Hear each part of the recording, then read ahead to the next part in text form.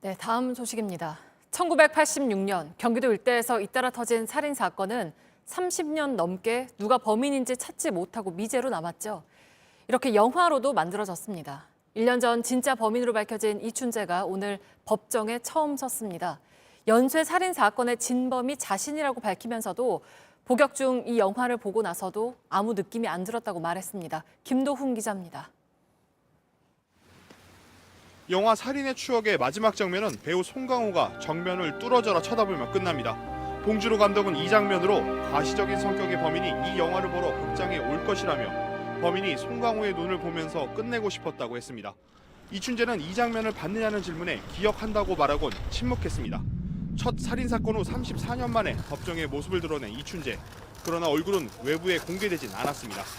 과거 사진과 비교하면 머리는 새치가 성성한 스포츠형, 얼굴 살집은 조금 더 불었습니다.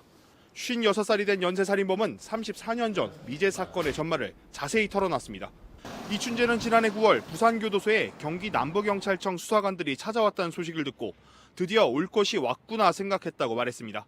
그러면서 8, 90년대 경기도 화성군과 청주 일대에서 벌어진 10여 건의 연쇄살인 사건은 자신이 진범이 맞다고 했습니다.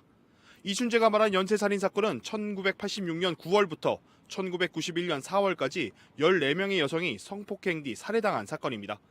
지난 2006년 4월 마지막 사건의 공소시효가 끝나 이춘재는 처벌을 받지 않습니다.